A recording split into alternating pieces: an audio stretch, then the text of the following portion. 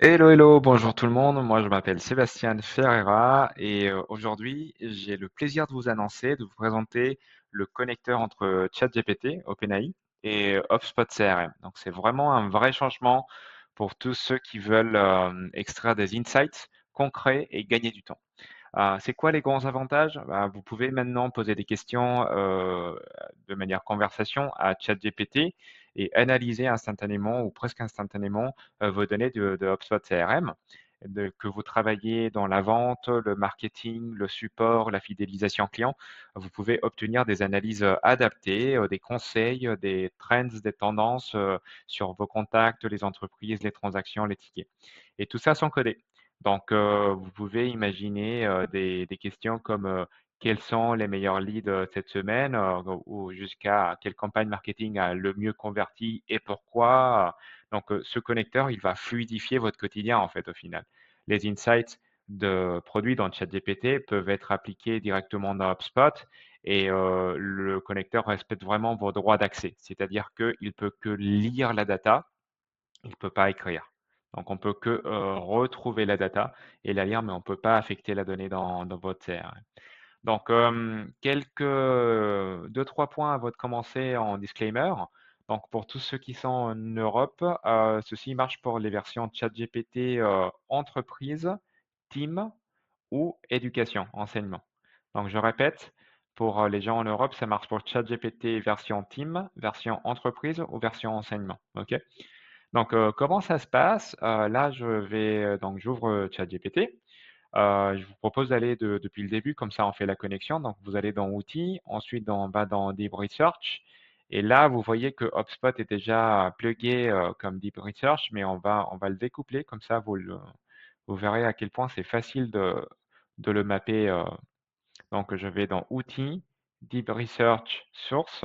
Là, vous avez Connecter Plus, c'est un peu comme une marketplace. Vous choisissez HubSpot et là, on passe à un processus complètement classique d'authentification. Là, je choisis mon démo test account et je sélectionne le compte. Et dans l'espace de 2 secondes, mon compte est connecté. Donc, je vous propose de faire trois scénarios ici. On va faire un scénario marketing, un scénario vente et un scénario service, donc post-vente. Donc, on va commencer par le scénario vente. Donc, je vais proposer un petit prompt là-dessus. Donc là, je vais prompter ChatGPT, s'il te plaît, segmenter les contacts par source, webinaire, téléchargement de contenu, tête sociale, formulaire, réseaux sociaux organiques, etc. En gros, mes sources marketing.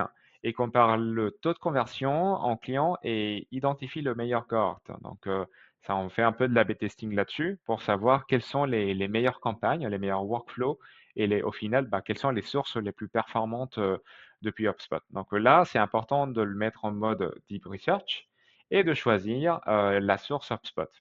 Je vais plus loin, petite parenthèse. Ceci peut être extrêmement puissant demain si vous couplez ChatGPT avec votre propre outil interne, faire des recherches sur le web ou d'autres tools third party. Donc vraiment là, on peut élargir la recherche beaucoup plus. Pour le moment, on va se contenter juste avec HubSpot. Donc là, je vais cliquer sur plus. Et là, ChatGPT, il a besoin de clarifier deux, trois choses. Donc il me dit, attends 2 secondes pour bien segmenter et analyser ses contacts. J'ai besoin que tu répondes à ces questions-là. Une, quelle période souhaites-tu? Donc, est-ce que c'est les 6 derniers jours, les mois, trimestres, etc.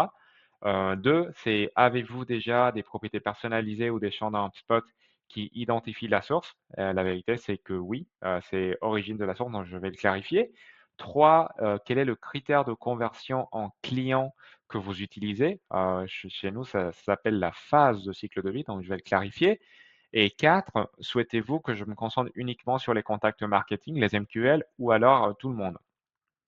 Donc là, c'est important parce que c'est pas qu'il part en fait tout de suite pour vous retrouver de la donnée qui n'est pas pertinente. Il pose les questions avant pour être archi sûr de faire la bonne recherche. Donc je vais clarifier ces points-là. Je mets pause 2 secondes. Donc là, vous voyez, je viens de clarifier, c'est cette année. La propriété s'appelle source de trafic d'origine pour voir d'où provient le lead. Je vais focus sur les clients. comme phase de cycle de vie et après je me concentre aussi sur, l'entièreté des contacts. Donc j'envoie cette requête-là et là vous allez voir que, HubSpot va, commencer à analyser, les contacts cette année. Il va clarifier en fait, un peu reformuler la question et il commence sa recherche. Donc, là, je vais attendre quelques minutes, je vais mettre pause à cette vidéo et je reviens. Et voilà, voilà. Donc, là, on obtient le résultat. Donc vous pouvez voir que, j'ai, eu un prompt, une rectification et ensuite j'ai une analyse des sources de contact, de conversion par source de trafic d'origine. Donc j'ai toute une segmentation de contacts pour tout 2025. J'ai, vraiment un déglossage sur, les formulaires, les différents assets marketing, paid social, réseaux sociaux, référencement naturel, le nombre de contacts qui ont été influencés et le taux de conversion aussi, qui vient sous forme de tableau. Ensuite, j'ai une analyse, donc ça s'arrête pas là, juste à lire la data, mais les sources les plus performantes en termes de conversion. Donc là, elle estime que c'est les formulaires en contact direct qui ont mené le plus, drivé le plus de leads. Et ensuite des recommandations. Donc l'IA va lire la data, analyser la data et donner des recommandations, des playbooks là-dessus. Donc, recommandations stratégiques et workflow à mettre en place. Donc, peut-être prioriser le traitement de leads chauds via les sources formulaires et paid social, par exemple. Prioriser le nurturing de leads qui proviennent des webinaires et contenus téléchargeables, même avec des propositions de workflow, hein. Donc là, j'ai proposition de workflow suivi webinaire avec les instructions. J'ai une proposition de workflow nurturing téléchargement de contenu qui me dit étape par étape, suite à un téléchargement d'e-book, inscrire le contact à une séquence de mails, et cetera. Donc vraiment, ça vient de personnaliser ce résultat. Ensuite, j'ai la synthèse et vous allez voir, j'ai un petit bouton qui me dit, à chaque fois, un peu comme je fais une dissertation, quand j'ai des sources que je vais citer, j'obtiens vraiment quels sont les contacts qui ont été, vraiment, influencés par cette réponse-là et là, si je clique, bah, ça me mène directement vers, l'entreprise, ou, le contact en question. Donc là, pour vous montrer d'autres exemples, c'est des exemples déjà finis, hein, mais, là, c'est un exemple de vente, par exemple. Là, je vais mettre un petit peu plus de zoom et je dis, bah, tiens, compare le taux de réussite et durée moyenne du cycle de vente. Pour toutes les transactions qui sont supérieures à 25 000 € sur ce trimestre-là, mets-les en évidence et mets en évidence les 3 étapes du pipeline qui sont les plus lentes pour recommander une stratégie et éliminer les frictions. Donc là, vous pouvez voir, je demande pas juste un rapport en fait, je demande à dire au-dessus de tel seuil, si jamais tu vois qu'il y a une tendance qui ralentit le process de vente, est-ce que tu pourrais déjà sortir le graphique? Et ensuite me faire une recommandation. Donc là, HubSpot me demande quelques clarifications. Là, je clarifie, oui, je clarifie le pipeline, uniquement les transactions fermées gagnées. Et ensuite, il me donne toute une analyse de transactions au-dessus de 25 000 € pour le pipeline Demo Sales Pipeline sur T3 et T2 de 2025.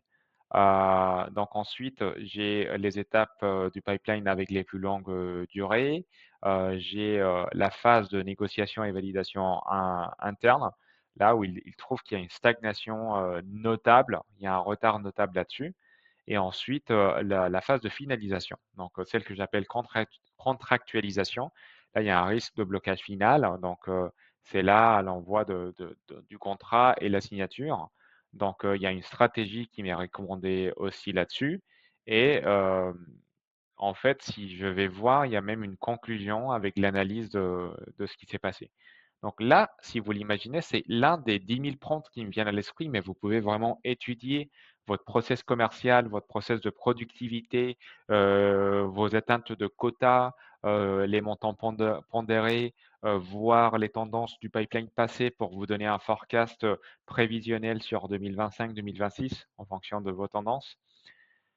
Et troisièmement, le dernier, donc ça, c'est un exemple de support, de vente, de post-vente, de service où vous pouvez lui dire: «Bah, donne-moi la liste des clients à risque, qui doivent renouveler leur abonnement ce trimestre-là». Donc en fonction de leur activité et leur score de santé, donc choses qui sont dans le CRM, élabore-moi un plan de renouvellement unique pour chaque client. Donc là, il me dit: «Qu'est-ce que tu veux dire par client à risque? Clarifie-moi la plage de date, est-ce que je fais un focus sur B2B ou B2C?» Donc vous voyez, il ne va pas juste chercher de la donnée n'importe où, il fait quand même la clarification. Donc là, je clarifie avec, ChatGPT, faible score de santé, toute cette année, je veux B2C et B2B et les données HubSpot uniquement. Et encore une fois, il me donne une analyse très, très, très solide où il va identifier tous les clients à risque avec faible score de santé. J'ai vraiment bah, mes entreprises ici, d'accord? J'ai la visualisation des indicateurs clés, donc j'ai même des graphiques qui sont inclus avec la répartition de score de santé. J'ai vraiment l'évolution de l'activité mensuelle des clients à risque sur une ligne de temps. J'ai aussi, des rapports sur le volume mensuel d'abonnements à risque, pour cette année-là et j'ai même une recommandation donc c'est là où je trouve ça va beaucoup plus loin, surtout si demain vous allez coupler ceci avec d'autres sources en fait additionnelles, vos outils internes aussi, pour, avoir un plan de renouvellement personnalisé et identifié.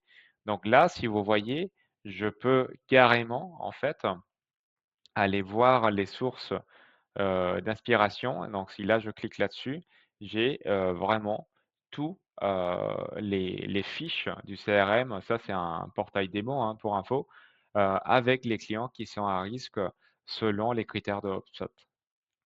Donc, voilà pour la démonstration, de ChatGPT et HubSpot. Je trouve que c'est un connecteur, très, très, très solide. Il peut chercher de la donnée, lire la donnée, mais il va au-delà. Il peut faire des analyses, il peut faire des interprétations pour votre équipe, que ce soit au niveau marketing, que ce soit au niveau de la vente, que ce soit au niveau de service.